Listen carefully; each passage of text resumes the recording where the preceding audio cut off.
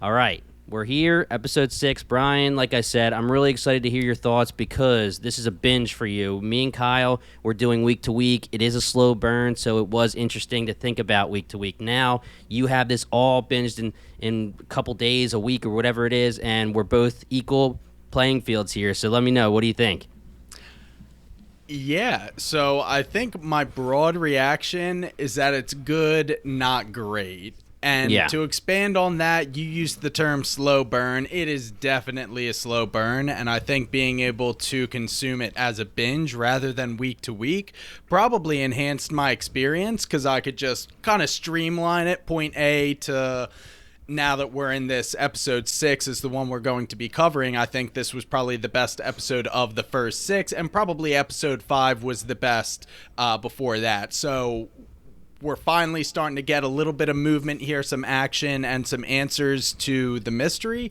I think, and I'm sure you guys have talked about this. I should say I actually haven't gotten the chance to listen to your guys' coverage, so my apologies if I repeat any theories or any thoughts on the show. Yeah, no worries at all because we're busy. We're all covering different shows at the same time, and that's why I appreciate you jumping on. We cover so much, and once we're in our little zone covering something, it's hard to jump from show to show. Yeah, well, I'll tell you what, I'm covering Murder at the End of the World, and that is also very AI-centric, which is kind of interesting because AI isn't always so prevalent in the shows that we cover, but it certainly is in Murder at the End of the World and definitely in Beacon 23, and they kind of handle it differently. I think that is what has gotten me through kind of the sluggish first 4 or 5 episodes is these interactions with Bart the AI, and I guess Aster's is Harmony too. It's very cool how this show is handling AI. It's humanizing it in a way that I don't really see, and it's really kind of I don't know, a realistic look at what AI could be 100 years down the line when it really is that advanced. And I love the interactions between the humans and the AI. And ever since you approached us with this show, Beacon 23, I just thought that was such a cool concept, just a lighthouse in the middle of space and what they could do with it. I think my biggest disappointment is and I can't even really expand on it. I thought they would kind of go more into kind of the mental deterioration that somebody could experience in that kind of isolation. And I guess we see it with Halen a bit, but I feel like his mental, whatever's afflicting him is because of the rocks. But we're going to get into all that, I'm sure. Yeah, I think that, and I don't want to be quoted on this because I haven't read the books, but I let Kyle know that I did a little bit of research, and the books are short stories, and they're not really adapted similarly to the show. Like Hugh said, it's very different, and I believe that what you said you want is kind of where Hugh went with his books. So I think that they wanted to expand on the universe and turn it into a show. Honestly, me and Kyle talked about it too. It seemed like for a while each episode was becoming its own short story, and this continues that trend. And that would have been fine, and it is fine. Like, that's a cool concept. It's just, let me ask you this question. How do you feel about the fact that, we're 6 episodes in, we're getting to the finale almost with 8 episodes, and me and Kyle were talking about how it was a little weird that they were almost going with maybe villain or character of the week scenarios every single week. Like, we had 2 full episodes out of 6 so far where you don't even see Aster or Halen. Yeah. I thought it was odd, especially since we are kind of on a time crunch here. There's not that many episodes, and they were presenting us with these seemingly disposable characters like Coley in episode 3, kind of Aster's previous friendship or whatever, kind of her partner that they wind up killing. And I'm like, okay, I didn't particularly enjoy that character while she was on screen. I get that she was supposed to be kind of a representative of... Was she with the QTA or the ISA? She was QTA. And that's kind of another thing. They're not giving you a lot when it comes to... QTA and ISA throughout the years of this show is changing. It's like it's organically changing, and I kind of have an idea of what the deal is, but again, they're doing a weekly exposition of world building, but until this episode, I feel like they were giving us more questions than answers. For sure. But this episode, I do think was the best episode of the season, and I really enjoyed it as a single episode, and I'm glad that we got the answers we got. I really like this episode. Absolutely. And another one, well, I guess I can't completely say this, but another one more or less without Halen and Aster in it. Yes, exactly. Well, right, true. See, my notes, and we could just jump ahead. I have notes, and we'll kind of go in order here, but let's just cut to the chase here. We find out a great reveal that the little girl is Aster. So we found out that Parson is Aster. Now, in my notes, as soon as I saw the necklace, I thought that was going to be the mom. Like, I thought Parson would be the mom. She would grow up and then give that necklace to Aster. Because I'm going to have a little bit of questions. I understand that Bart specifically said that Parson was so young that she doesn't really remember her time on the Beacon. Right. But, I mean, she's 5 or 6. You're telling me you can't remember that you've never been on the Beacon before, and then you show up as Aster? I mean, we can get into that now, or we can get into that later. That's why I thought it would have made more sense for it to be the mom, and then hand the necklace down to Aster, and then it makes sense that she's returning to the Beacon because she's destined to return to the Beacon. But yeah. It makes sense given that Bart explicitly said she was too young to form memories, but the child seemed old enough to form memories, which is why it kind of didn't jive 100%. But I think we got to take Bart at his word. Right when I saw the necklace come out, I'm like, it's Aster, it's Aster. I was a little bit upset that it took me that long because we literally only know one female character who's like a big shaker in this story. But it somehow was a good reveal. So kudos to the show for that. I will say in our defense, though, they have really been utilizing random characters to tell us stories where they don't necessarily have any future in the actual story. So, yes, it's kind of obvious and it's weird that we didn't guess it, but at the same time, maybe that was by design, and that's why they were hitting us with those random characters of the week, and we would just say, okay, here's another story, giving us some backstory on what's the deal with the relic and this and that, and, And I don't know, if I didn't get the reveal at the end, maybe I would have been a little bit more upset about this episode because I would have said, again, we're meeting some characters that don't really matter because it's in the past. Yeah, and I think I just want to keep talking about it. That's one of my gripes with the thing. There are some really cool elements, like we were talking about the QTA and the ISA. I'm like, okay, those are some cool things, and you said they're kind of organically growing in the background. I just don't know what they can possibly do as a payoff for that other than just have them as the anonymous big corporations that are kind of pulling the strings in this world. But I don't know enough about the world, and in 8 episodes, there's no way I'm going to know enough about the world to get a payoff for that. So you're right in line with me and Kyle, because we were saying for the longest time, like, we just don't know where this show is going, because you can expand this world and just go, or you can make it a show about the Beacon, but you have to be careful what you give us and what you don't give us, because in one side of things we're going to say you're giving us too much, now we want more, and it seems like there's no reason to give us that much. On the other side of things, it could be you're not giving us enough. It's tough. It's a tough thing to juggle, especially now. Like, just to start this episode, boom, we have a whole nother thing being brought up, and it's called the Column. And I guess they're just like rebellious figures. And I wish I wrote down this actor's name because I noticed him from other things. I believe he was in Ozark. He was in some other stuff. But, just bringing the Column into things it's like, all right, here's another entity that 2 more episodes you're going to be talking about 3 entities here, QTA, ISA, and the Column.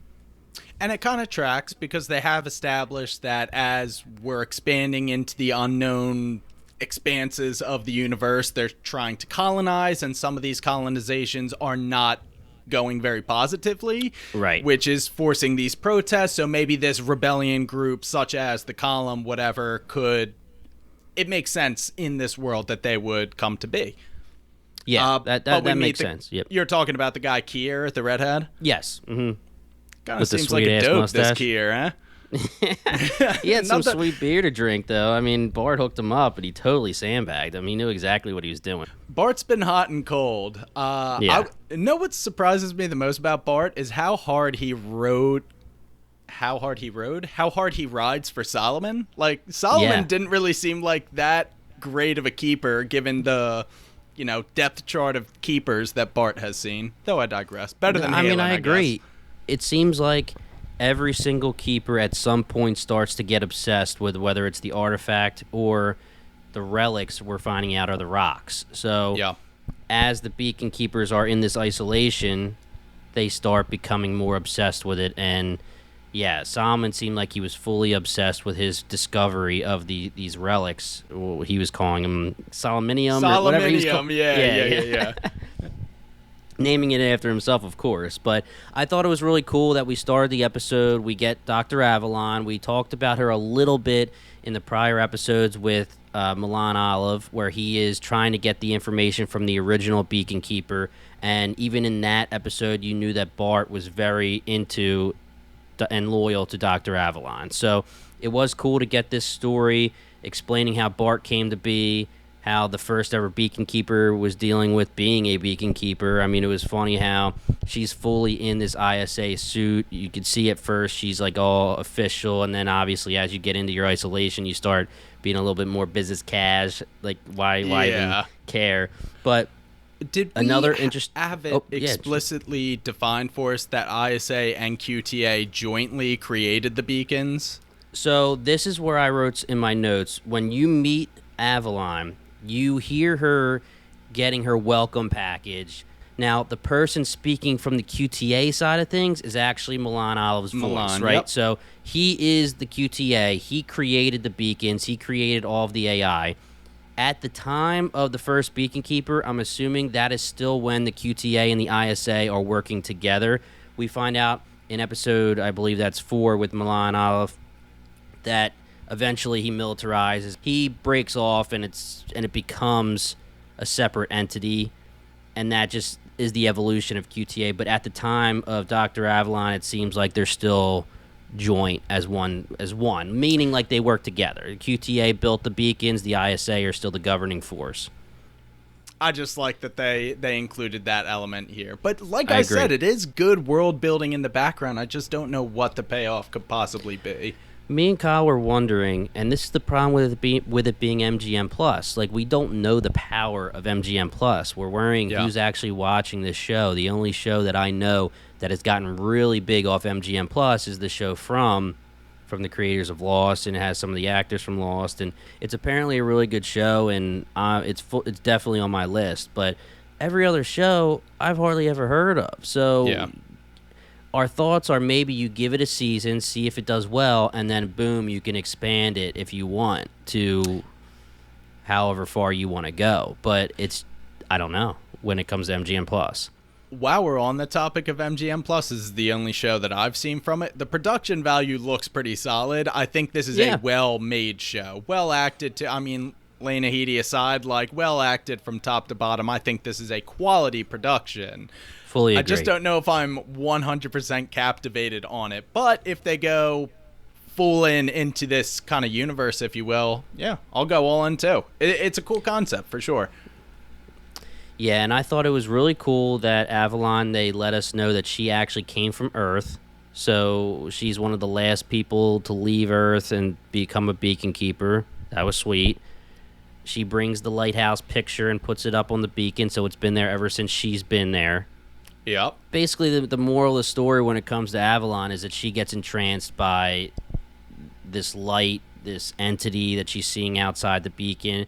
Well, I suppose we can just refer to it as the artifact from henceforth, right? Right, true. Yeah. So this artifact, I noticed right away that it was cool that they said in the story that Bart couldn't see it. And we know from episode 4 that when Milan becomes his higher evolutionary self, he can't see it anymore because he's part AI. And they're saying that the AI can't see the artifact. So we're keeping with that trend here, which is going to be very important, I would assume. Very, very cool how they were able to utilize that fact to pinpoint where it's going to be, where it is, because nothingness shouldn't exist for Bart. He should be able to see something. So seeing nothing is weird, which was cool. I really like that. And then she just starts deteriorating. She's sleepwalking. She's only caring about the artifact. I mean, it seems like that's the trend that goes on when you start to notice this artifact, whether it's an alien life form or not. I don't know. We can get into theories in a little bit, but what did you think about the whole thing with Avalon and her deterioration? I thought it was good. I thought it was. I mean, her and Halen both tried to kind of do the spacewalk without a suit. I don't think Farouk ever got to that point, maybe jumping the gun, but kind of just the different ways that it has affected the several people that it definitely has come into contact was.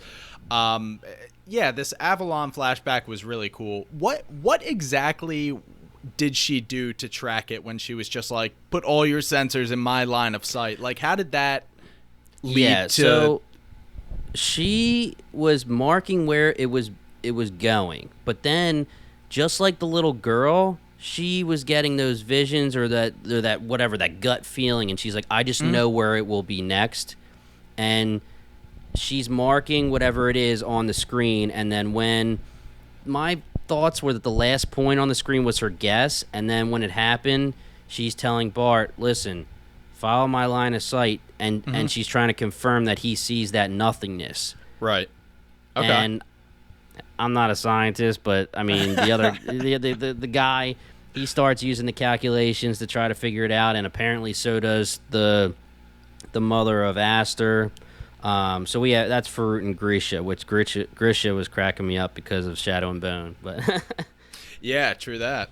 Yeah, so Bart in this episode, we could talk about Bart a little bit, just because I've been down on Bart big time. You know, I said there's nothing scarier than an AI who makes his own decisions and thinks he's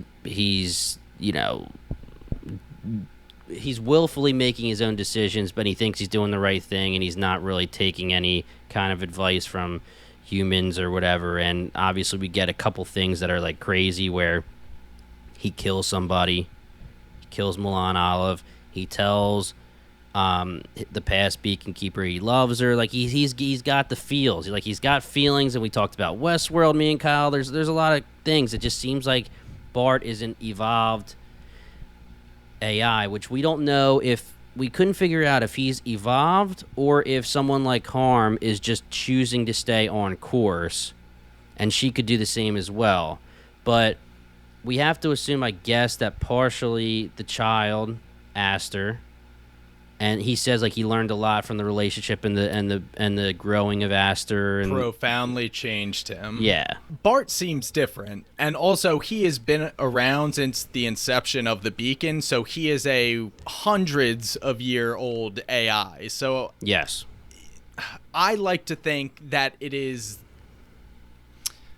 Bart is kind of an enhanced AI, and he has kind of transcended his boundaries, and it's really cool the verbiage he uses. He's like, yes, I have programming, but I can also change like how I respond to certain situations based on the people I have met. Like, it's very cool how he phrases it in a way that an AI would have to justify, yeah, I'm going against my damn programming. Yeah. But for sure, I mean, a complete 180 from the whole Milan flashback, where it's, AI gone wrong. It's going sentient and making the decision to kill someone. And, if you want to take it at surface level, it was that. But he ran the simulations. He genuinely believed that Milan would cause more human death if left unchecked, and he did what he felt had to be done. I feel like in this episode they are completely painting his kind of what is the word for it, not sentience, but ability to make his own decisions in a much more positive manner. Case in point, I think Kier even said, I didn't know an AI could go against their programming when he lied to protect this family. Essentially, he could have reported them immediately to the ISA. Yes. So, it goes both ways with the AI. It's not just doom and gloom. They can use that ability of choice for the positive. Yes, and it's interesting to see how the show is deciding to bounce back and forth between flashbacks, and you have to try to remember what point A, what point B, what point C, and what present quote-unquote day is, because this would technically be before Milan and obviously way before Aster and Halen. So it seems like based on these flashbacks, our boy Bart is getting a little unhinged, a little bit unhinged, where I don't get it, just like you don't get why he was so like, I hate Halen and he's a POS and he killed Solomon, when he sees the tape and he knows that's what the deal is. He just seems more like it's like the thing that I was saying with Kyle. I was like, it's scary to have an AI when it's not on programming if it's not doing the right thing. Like if I was Halen and Solomon dies and Halen last episode basically has to turn off Bart's voice, I would be like, I wouldn't be able to sleep. I would be so scared that this thing is going to do. I mean, we know it can create a bug that can go up your nose and stuff. Like, I would not be able to sleep with Bart around. And this is the first episode that we're seeing Bart, like, with Parsum, obviously Aster, but, playing hide and seek and all, and loving this little girl and all this stuff. This is the first episode where I'm like, all right, Bart's my boy. But present day Bart, the entire time, has been a little unhinged. Yeah, for sure. And that could be a result of, when the series starts, he has kind of had the status quo of Solomon, who was assumedly like a beacon keeper who was placed there through the proper channels, ISA approved, be kind of usurped by Halen. And we saw the tapes. It was justified, the actions that Halen took, but that would also rock Bart's world. So it kind of makes sense that he would still be on his toes, if you will, even in the present day. So this Bart and Kier interaction, though, where do we place it with regards to those beacon keepers? Because if Kier was able to go essentially dock himself and not have to interact with a beacon keeper, we have to be between beacon keepers at this point in time, right? Yes, because he says when he's talking to Kier, it's been 10 years, I think. When he's making the beer, he says, sorry, there's no artificial coloring and stuff. I haven't had a beacon keeper in 10 years or so. Maybe it's between, at that point, Parsum, Baby Aster, and now. Would you think? So if it went Farouk and Grisha to Sophia... right, to Solomon, I would assume it's somewhere between the transition from Sophia to Solomon. Yes, that's what I meant. Yep. Yeah. Okay, cool. I agree. Cool. Fully agree on that. So, although they are intentionally ambiguous, so I think it's up to us to kind of decide, but the clues are there. Yes. And to end Avalon's story, she goes into the light and she disappears. She leaves her ship. Her little ship is gone. It just starts floating away, and she is missing. And obviously, when we're getting close looks at this artifact, it looks like what the artifact looks like at the end of episode 5, when they're looking up at it and they're seeing it for the first time. So, where is this taking us? I don't even have a theory, to be honest. I have a theory about something that goes, like, I have a theory about the artifact, kind of, that I don't even know if I like it anymore, that I talked about in our solo cast in episode 5, and I could bring that up at the end of the episode. But yeah, Avalon disappears, and obviously when we get to the couple with Parsum is very much so attracted to this artifact, and we would assume that if she could have got to it, she would have gotten to it and disappeared too. I don't know where it's taking them, and I don't even know if we're going to get where it's taking them. I would hope so, I guess. That's why I don't know what this show's about. That's the problem. Yeah, that's so true. I don't know what this show is about, but it seems to be about alien rocks. At the moment, we are going into these rocks, so I would hope we get an answer, or at least kind of a nod in the direction of where these people might be going off to. My only tinfoil hat is that, like, this artifact is quite literally the last remnants of a civilization who has already gone through the steps of human evolution, enhanced to this transcendent AI. And I only got this when you kind of connected the dots between Milan was undetectable from Bart. So, like, maybe that's what it is. All of human evolution yielded this artifact, this rock formation structure, and we're all just sentient rocks now. But in that process, with New York accents. Yeah. Yeah, we're rocking here. That's just a dumb rock joke. Oh my God. But, I mean, wouldn't that be something if Milan was harping on, oh, I want everybody to be unified, and his goal was achieved? We're all just stupid rocks, though, not able to actually do anything, but we are one transcendent, unified being, Well, if you will. and that goes back to what Kira is saying about the purpose of his quote unquote rebellion or the calm. It's saying that we're nothing if we can't interact with each other. And like you said, how ironic would it be if the higher evolution that Milan is looking for is, everyone's combined into one, whatever that thing is, one artifact, but you're just all little rocks that are, God knows what the hell that is. So the irony. It's not lost on us, Jim. Yeah, we got it, dude. We figured this show out. We figured it out. So now we get to our first couple beacon keepers, and we get some more background information, world building here. So they started going with couples because the isolation was getting to beacon keepers. So they said couples were now allowed as long as they were infertile and they could prove they were infertile, and that was ISA regulations. The couple is Farut and Grisha, and they are the ones that introduce us to Bart as his droid drone form. So and they say it can last a lifetime. So this Bart that we know in present day was I don't know, he became a droid or drone, whatever you want to say, by the couple. And very, very quickly we find out that this couple, our girl's pregnant. I mean, immediately you meet her and she's sick, she's throwing up, and, she's saying, oh, shit. And they thought that they were infertile, so they're going to keep the baby, and Bart is against it, but this is where we get the information that Bart eventually lets it happen because they basically told him to let it happen, but then as the baby's growing, he gets attached, it changes him, it evolves him. Yeah, and then we get Parson being born, basically, as a 4 or 5-year-old, because they say they'll be there for 5 years.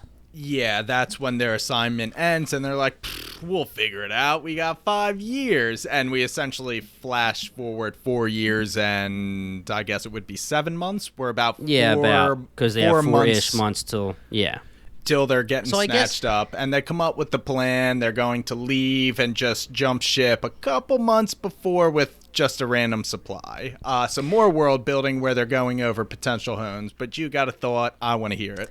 Yeah, I was going to say, I guess if you think about it, we're saying they're there for 5 years, and technically they want to leave at 4 years and 7 months, but really in present day of the story, it's even less so than that because they're trying to leave before the 5-year mark. Yeah, true that. So this girl, it would take her 9 months, obviously, to be born, so she's actually not 5, and she's kind of like 3, late, almost 4-ish, so I guess she's younger than we thought, but still, she seems older.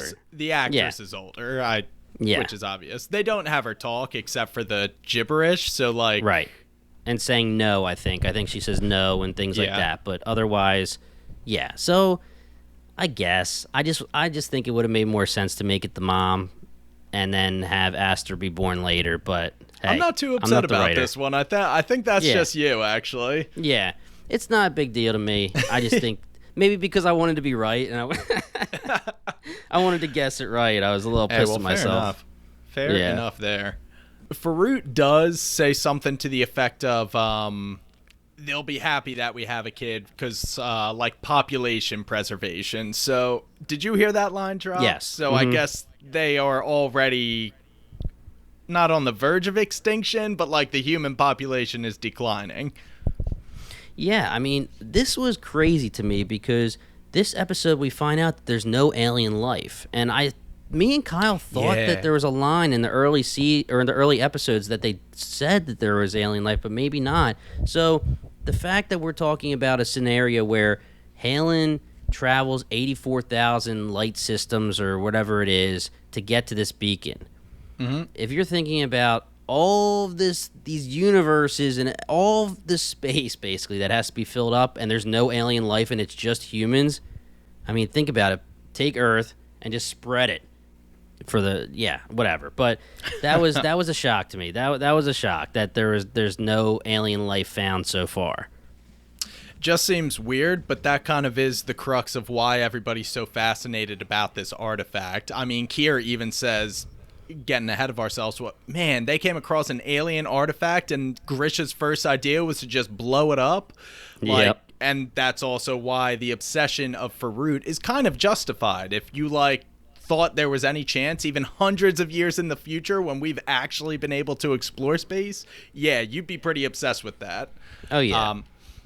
Speaking of Farouk, he is the first one that the artifact presents itself to. That's kind of on their first day or thereabouts. And then fast forward a bit more, and Parsum is the next one. And it's after Parsum's exposure that she starts kind of speaking the gibberish, is an alien language, whatever it is, drawing kind of the triangles. She's just exhibiting some weird behavior, this Parsum. Yeah.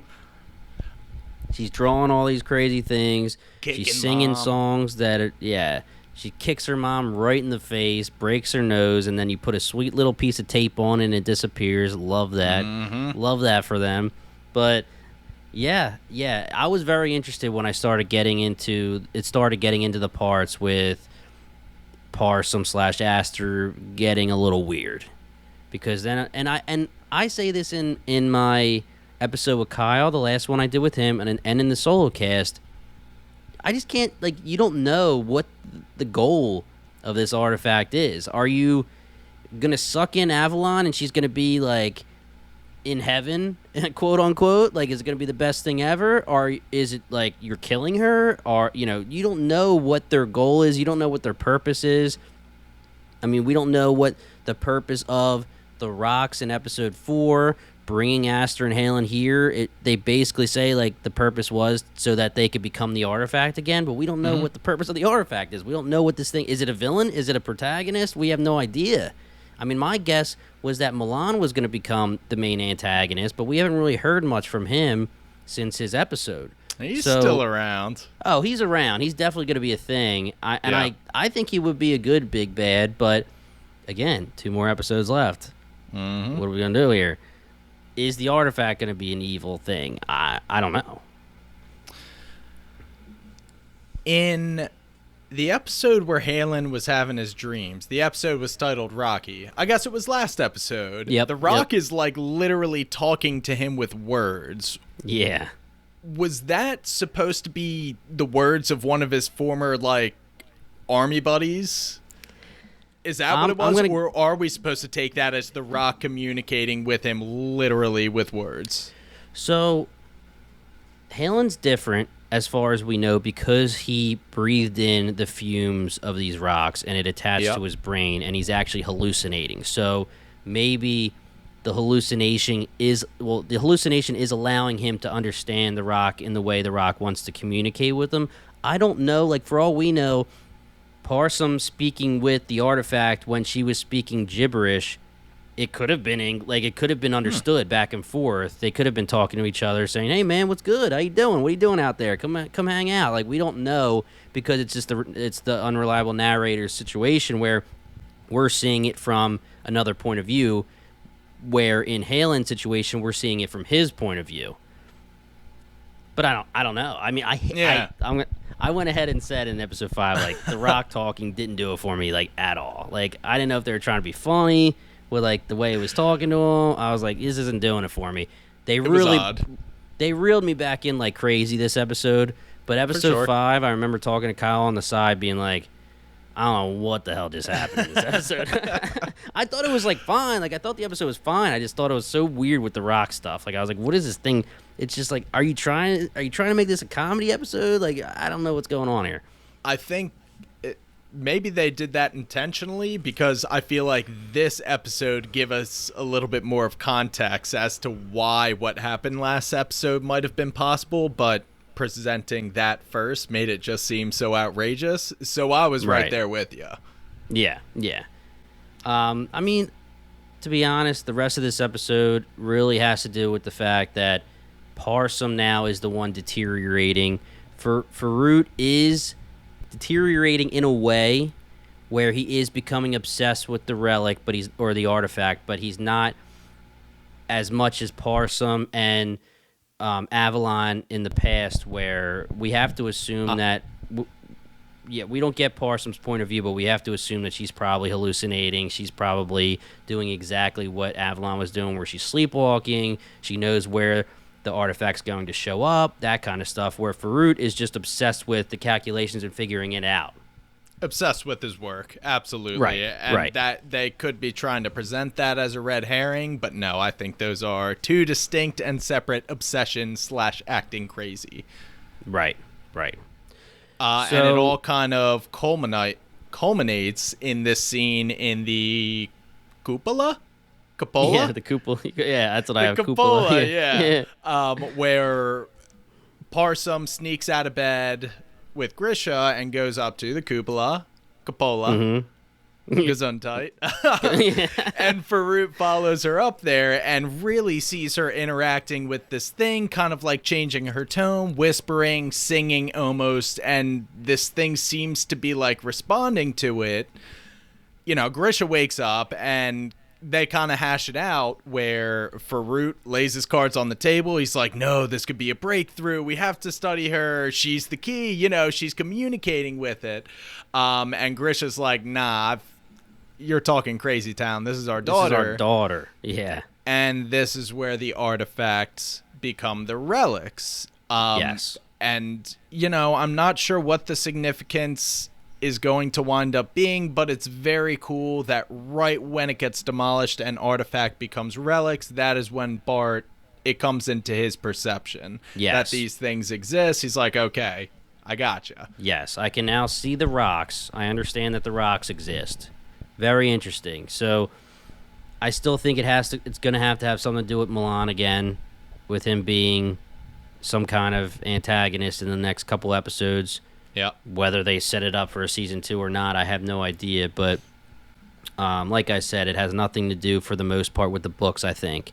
And we are going to have Hugh on the pod at the end of the season to talk to him about it. So we'll have a cool conversation with him. Maybe we'll get some snippets out of him for season 2 of Silo, which is interesting too, because Silo, I don't know if, again, because it's so different, I don't know if relics is a thing in his books, but relic is a part of Silo. It's an important part of Silo. They call things in Silo relics, and I'm pretty sure that translated from the books.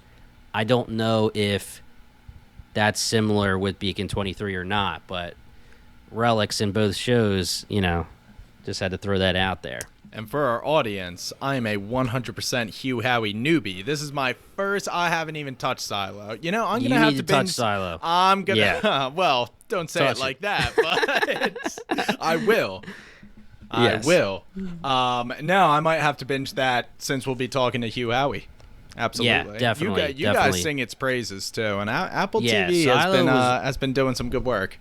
Yeah, Silo really was very, very enjoyable, especially for a show. It's very similar to how you found Shadow and Bone and said, yo, let's try it out. And we ended up going, oh, cool, this show's great. It was like that because I just saw the trailer, threw it out there, ended up being very fun. Everybody liked it. And now we're here. Now we're covering Beacon 23 specifically for that reason. So Talking rocks, baby. Talking blue New York accented rocks. but yeah, so we're basically at the end of the episode here. We have some more with Kier. We have some more with the reveal, obviously. But basically, Bart sandbags Kier big time, gets him drunk, gives him some beers before he gets busted. I do think it was cool that Bart says, like, hey, man, when you're in jail, when you're in isolation, think about how you're going to change the world. And I feel like he's going to be something. Absolutely. Because Bart does agree with his thoughts. And there is just not the way that he's going about it. Yeah, there is something to be said. Bart could have wasted his time with any old story. He's like, no, Kier, everything I told you was factual. And, you know, these are important details of this grand story revolving around the artifact. So I completely agree. This Kier guy is going to come back. And that almost brings me to, I feel like all of these characters that we said at the beginning were kind of just one episode one and dones. I'm going back to episode 2 when kind of the bandits were arriving. Did that kid escape? He did. He did. So I feel like he's going to come back. Milan, we think, is going to come back and be an antagonist. And now we have Kier, who could very well come back. So I would like if that's how they kind of went about it, or maybe not. I agree. I don't know. Me and Kyle talked about the kid. We don't really know what his purpose would be, but he got away for a reason, I feel like. So had to. Yeah, and we know that Bart has no problem killing people. So if he thought Kier was somebody that should have been killed, he would have killed him and not called the authorities. So I thought that was very interesting, and I feel like he will come back. Whether they make this some kind of larger multi-season storyline, I have no idea, but that was definitely interesting. Bart, again, making cognizant, sentient decisions. You know, guy's life's on the line. Gonna go to jail, you could kill him, you can do whatever you want. He makes a decision, decides he likes what this guy's picking up, what this guy's putting down, and he keeps him alive, just brings him to jail, because you don't blow up his beacon. Don't blow up his beacon. And then we get to the end, the big reveal. So Bart is saying that, you know, after all these years, he doesn't really understand what I miss you or I'll miss you is going to be, but he wants Aster Parsum.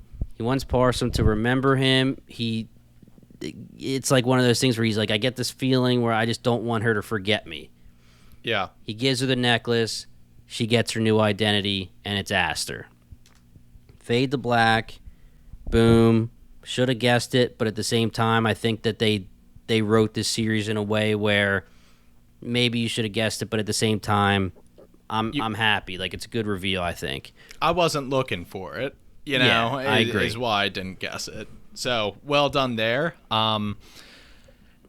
And I mean, that gives our two main characters of Halen and Aster a connection that we did not know at all until now, because they have both been affected by this artifact, which we don't even know if Aster has any knowledge of her previous tangles with the artifact. Yeah. I mean, the assumption is no. She probably has no recollection of it.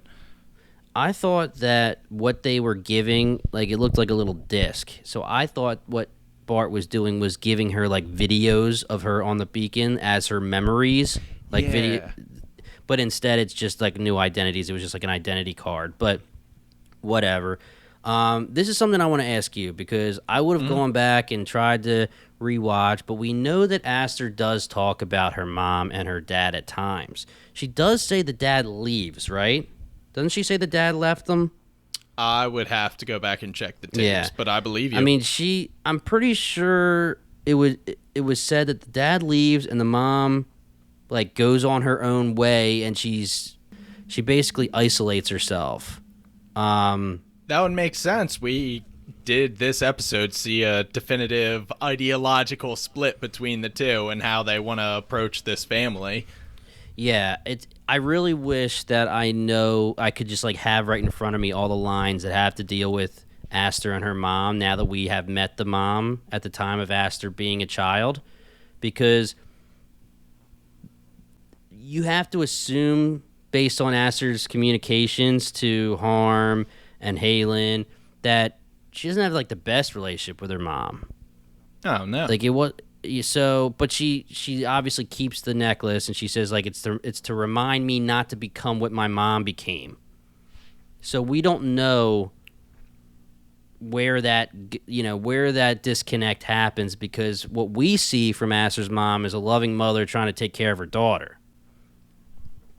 So, yeah, I would like to have all the lines. Yeah, I would like to have the lines just to remember what Aster said specifically. But hey, we're trying to get this pod out ASAP, so we don't rewatch the whole season before we drop the eps.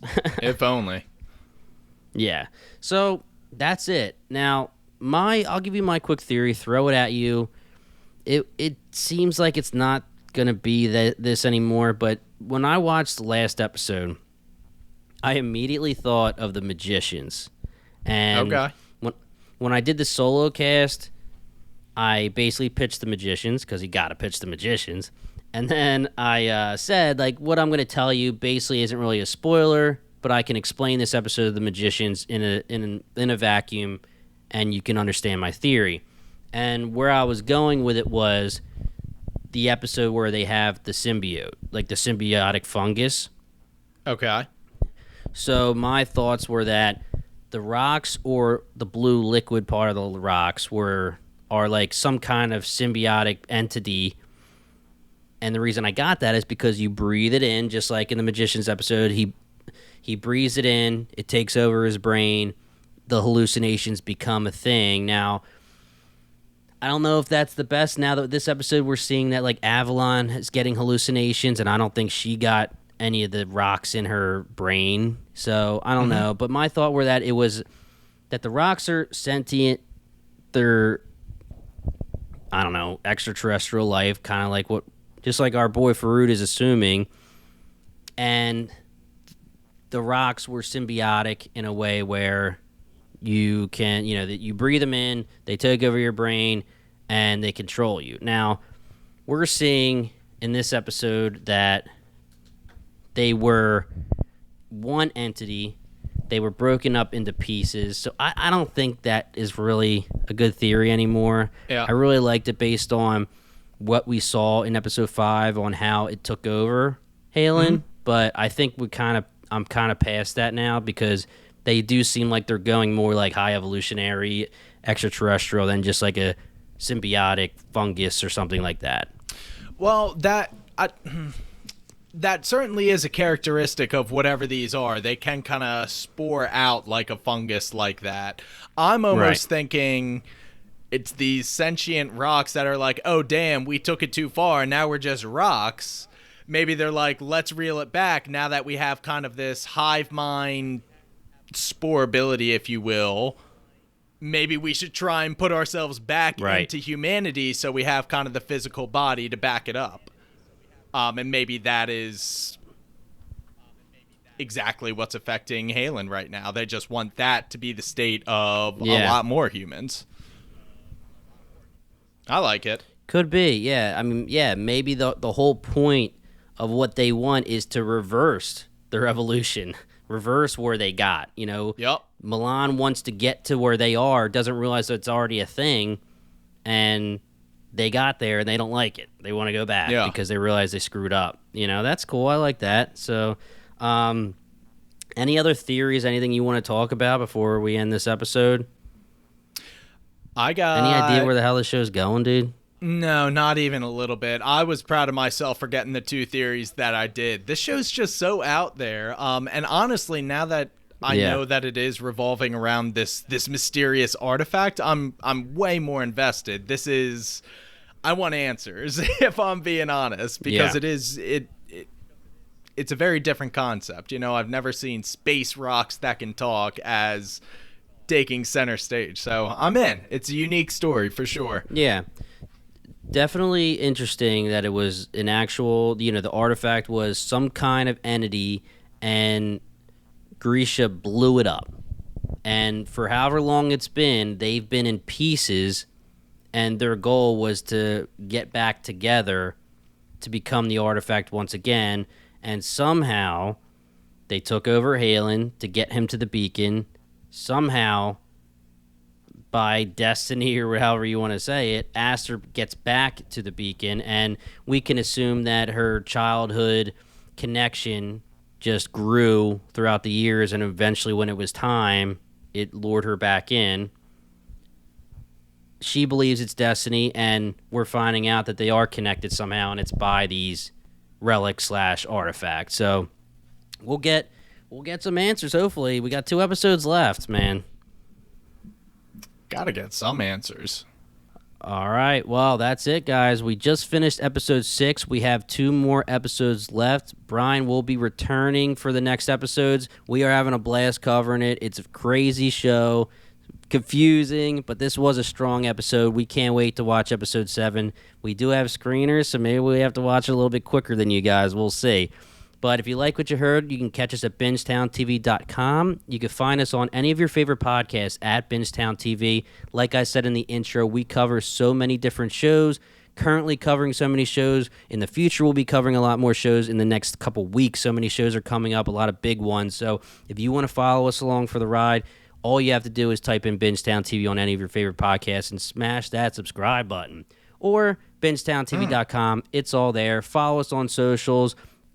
Our Discord is a blast. We love talking to everybody about the different shows. We have a Beacon 23 feed. We have feeds for Murder at the End of the World. Every show we cover, there's a feed, and we have so much fun talking to you all. That link will be in the description. Otherwise, guys, email us, DM us. We love talking to you all. We'll see you next week. We are Bingetown TV, and thank you so much for listening.